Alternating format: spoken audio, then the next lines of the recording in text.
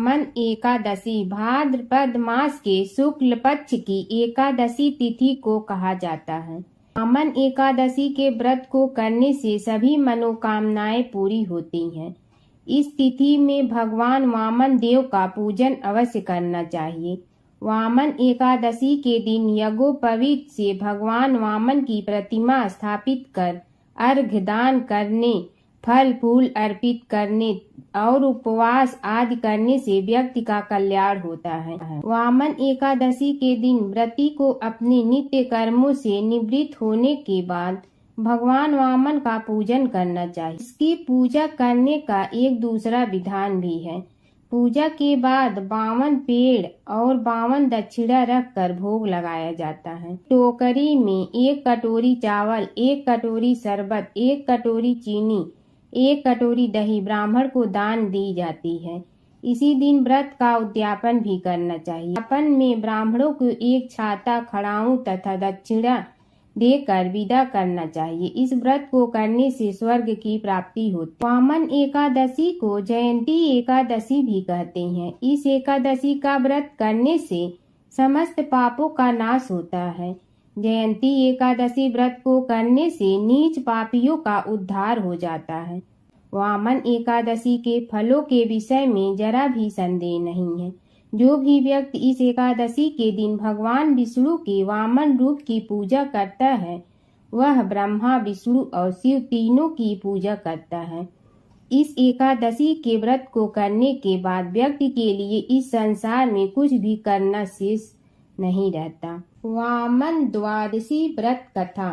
त्रेता युग में बलि नाम का एक दानव था। वह भक्त, दानी, सत्यवादी तथा ब्राह्मणों की सेवा करने वाला था।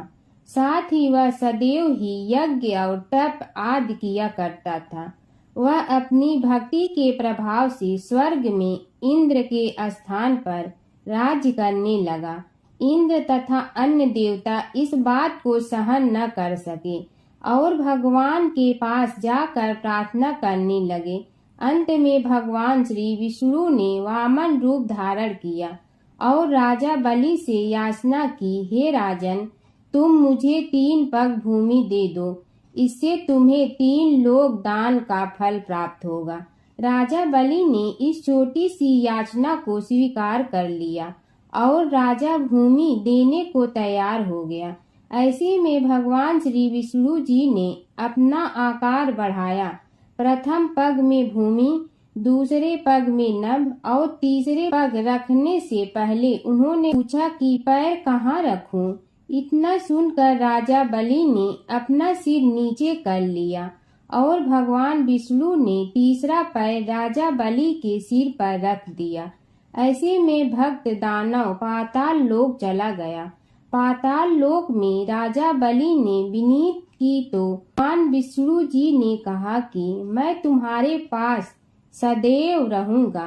तभी से भादो के शुक्ल पक्ष की परिवर्तनी नामक एकादशी के दिन मेरी एक प्रतिमा राजा बलि के पास रहती है और एक क्षीर सागर में शेषनाग पर शय्या करती रहती है।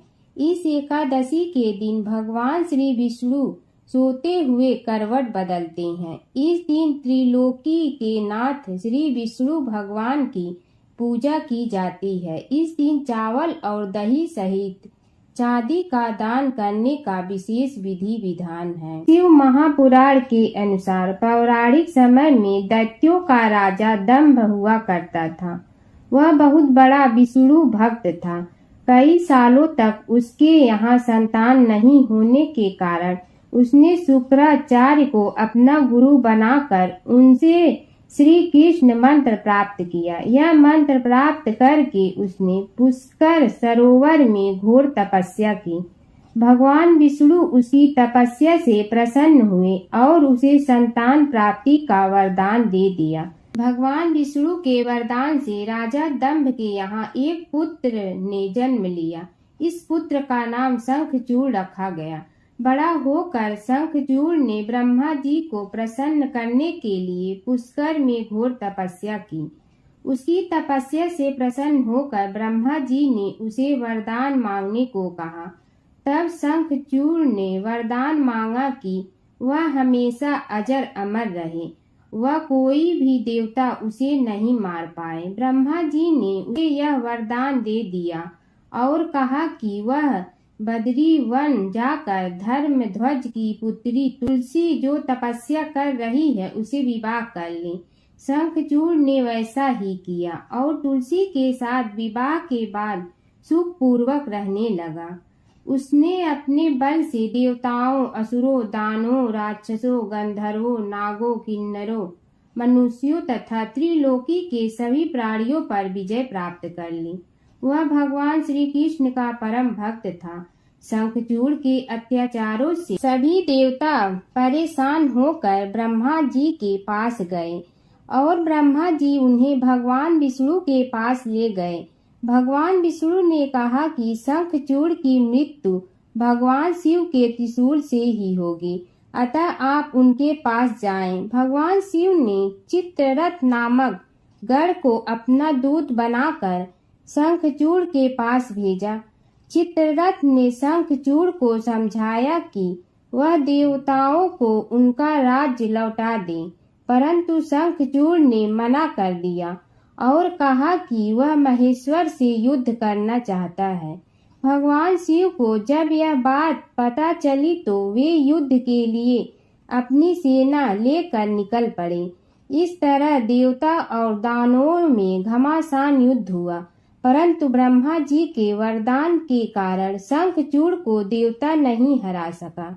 भगवान शिव ने शंखचूड़ का वध करने के लिए जैसे ही अपना त्रिशूल उठाया तभी आकाशवाणी हुई कि जब तक शंखचूड़ के हाथ में श्री हरि का कवच है और इसकी पत्नी का सतीत्व अखंडित है, तब तक इसका वध असंभव है।